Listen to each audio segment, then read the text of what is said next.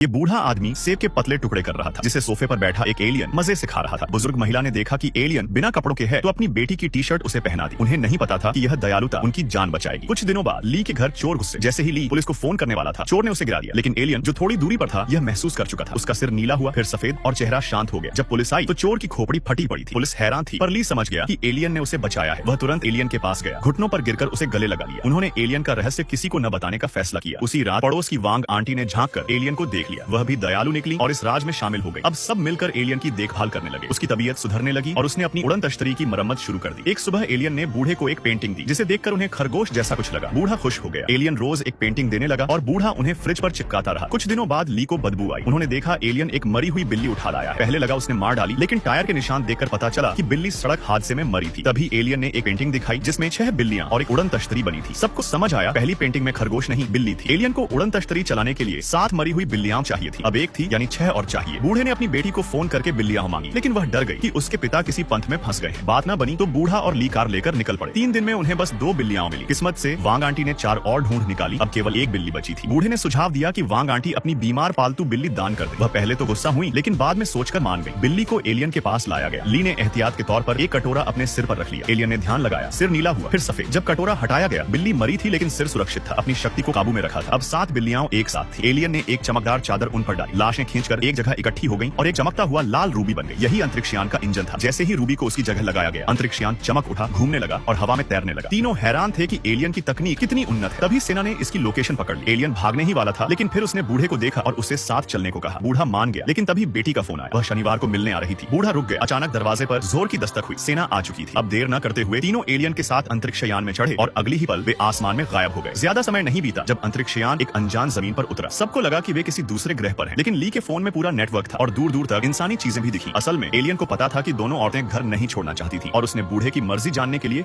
उसे यहाँ लाया था। बूढ़े ने बेटी की कॉल आखिरी बार एलियन से याद दिलाई। एलियन उड़न तश्तरी में बैठकर चला गया। तीनों की जिंदगी फिर अकेली हो गई। कभी कभी वे मिलकर एलियन को याद करते। एक रात बूढ़ा अकेले टीवी देख रहा था, तभी बाहर तेज रोशनी चमकी और फिर एक जाना पहचाना साया उतरा। बूढ़े के चेहरे पर मुस्कान आ गई। उसे पता था एलियन वापस आ गया है।